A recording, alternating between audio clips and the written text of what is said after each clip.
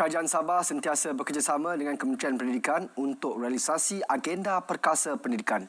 Itu paparan dari Negeri di Bawah Bayu. Langsung bersama Suaran Shah, silakan. Baik Sahih, Kerajaan Negeri sentiasa bekerjasama dengan Kementerian Pendidikan KPM menerusi Jabatan Pendidikan Negeri JPN dalam merealisasikan agenda kerajaan memperkasa kecemerlangan dan mutu pendidikan. Ini kerana kecemerlangan pendidikan menjadi pemangkin kepada peningkatan kualiti kehidupan rakyat keseluruhannya. Ketua Menteri Datuk Seri Panglima Haji Jinor berkata, kerjasama itu termasuklah menambah baik dan meningkatkan prasarana pendidikan seiring komitmen kerajaan negeri melahirkan modal insan berkemahiran, cemerlang dan mampu bersaing. Dalam konteks memperkukuhkan pembangunan modal insan, kerajaan negeri menyediakan peruntukan RM474.55 juta tahun ini. Beliau berucap merasmikan Majlis Pengiktirafan Kecemerlangan Akademik Mekar kali ke-12 JPN Sabah 2024 di Pusat Konvensyen Antarabangsa Sabah. Ketika ditemui pemberita, Datuk Haji Ji berharap pengiktirafan ini menjadi pendorong kepada warga pendidik untuk terus meningkatkan kecemerlangan.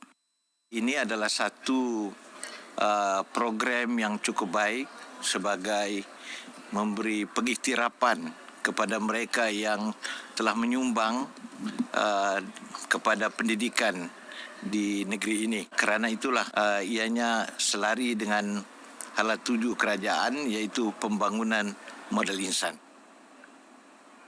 Perkembangan semasa global menuntut setiap pemimpin organisasi lebih proaktif menyediakan pasukan kerja yang berkualiti dan berdaya saing. Seiring kepesatan teknologi, perubahan kepada lanskap ekonomi dan kemajuan inovasi juga perlu dibudayakan dengan pelbagai idea baru. Demikian ucapan Ketua Menteri Datuk Seri Panglima Haji Jinor sempena persidangan Kinabalu kali ke-6 di Kota Kinabalu.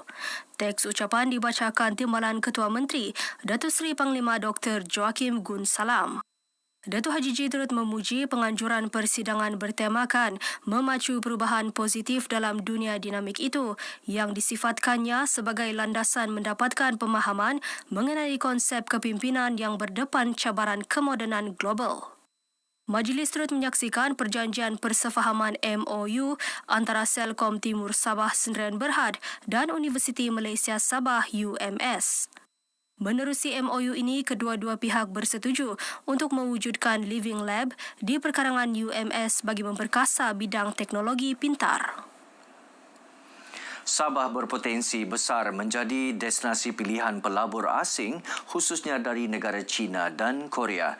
Menteri Pelaburan, Perdagangan dan Industri Tengku Datuk Seri Zafrul Abdul Aziz berkata, ini kerana Sabah mempunyai kelebihan dari segi kedudukan geografi yang strategik menjadikannya ideal untuk pelaburan.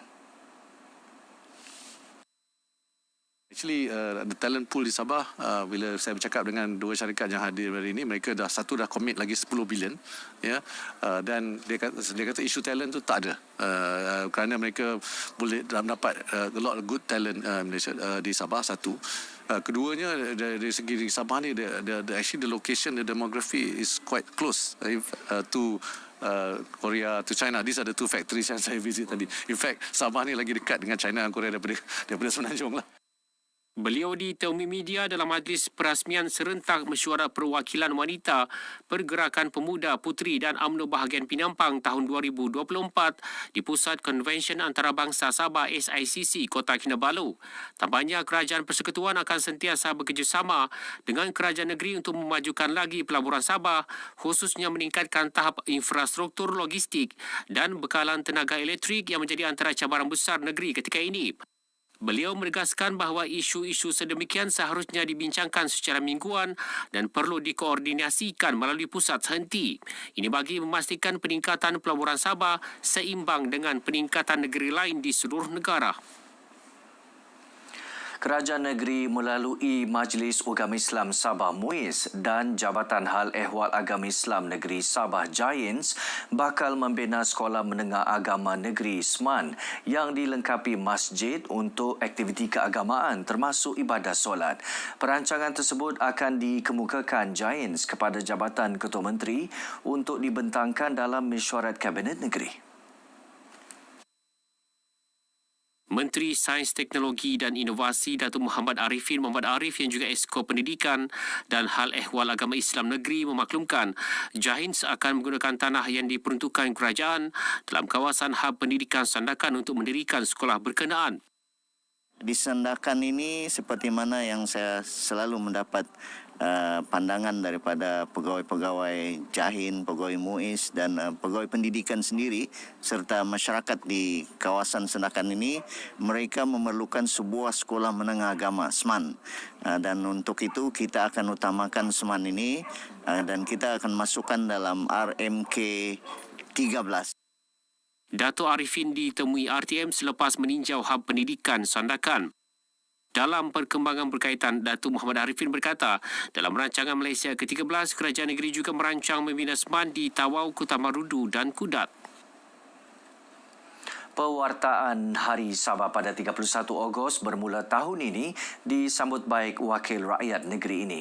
Usaha itu memperlihat komitmen kerajaan mengajak rakyat memperingati Hari Kemerdekaan Sabah dalam masa sama meraihkan Hari Kebangsaan dengan semangat patriotisme. Menurut Adun Labuk Datuk Samad Jamri, seiring dengan konsep Malaysia Madani, sambutan Hari Kebangsaan dan Hari Sabah menyemarakan lagi bulan kebangsaan sekaligus memperkukuhkan lagi kesepaduan kerajaan negeri dan persekutuan. Tidak salah bagi kerajaan negeri telah mewartakan sebagai sambutan Hari Sabah sekaligus kita sambut Hari Sabah dan sekaligus kita sambut Hari Kebangsaan. Jadi artinya semangat di situ telah pun ada. Jadi adalah baik kita sambut baik pewartaan yang telah pun diwartakan oleh kerajaan negeri. Di peringkat daerah kita akan sambut baik sambutan Hari Sabah yang diwartakan pada setiap 31 Ogos bermula pada tahun ini. Beliau yang juga pembantu Menteri Pembangunan Luar Bandar ditemui RTM dalam program Jiwa Komuniti Madani di Buluran. Menurutnya, pewujudan komuniti Madani dalam kawasan Dun Labuk dan Sugut bertujuan memupuk kebersamaan tanpa mengira perbezaan agama, bangsa dan budaya. Setakat ini, 6 komuniti Madani diwujudkan di Buluran, masing-masing 3 komuniti dalam Dun Labuk dan Dun Sugut. Golongan muda perlu bersikap lebih terbuka dalam menonjolkan kemahiran masing-masing. Ia boleh dilaksana dengan mengadaptasi penggunaan ekonomi digital sebagai platform yang mewujudkan pelbagai peluang perniagaan serta pekerjaan. Adun Kukusan Rina Jainal berkata ini sekaligus meningkatkan pendapatan rakyat secara menyeluruh. Ini yang kita cuba sarankan kepada para belia-belia wanis pada hari ini agar tidak mudah berputus asa. Kerana kita harus akui pada zaman ini adalah zaman saingannya, daya saingnya begitu tinggi, begitu besar. Rina yang juga setia usaha politik kepada Menteri Keuangan ditemui media selepas merasmikan Karnival Kerjaya Tawau 2024. Karnival Kerjaya ini antara pemuda cara kepada pencari kerja dan majikan yang menawarkan pekerjaan dalam pelbagai bidang.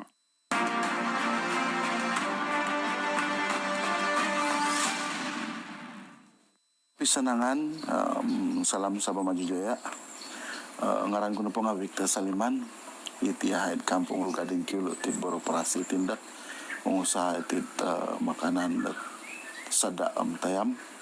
Tina napatiham antara tahun 2016 PH tinta temenimpu na iti bantari takara it usaha-usaha dah di sama tinda lebih kurang 2 tan tahun sedai nak nyapot kesukupan nila tu agumu puhat makianu tina patiham nakuro tu menamili hai di bidang iti nga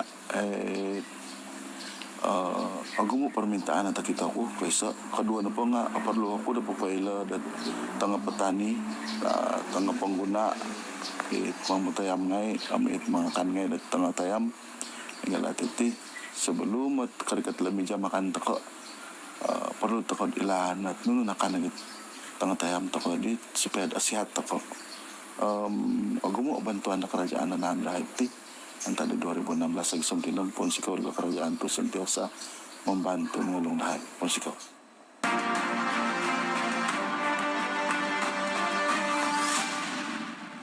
Baik saudara, setakat ini perkongsian dari negeri di bawah Bayu. Terus ikuti lebih banyak perkembangan semasa dalam negara bersama Sahih.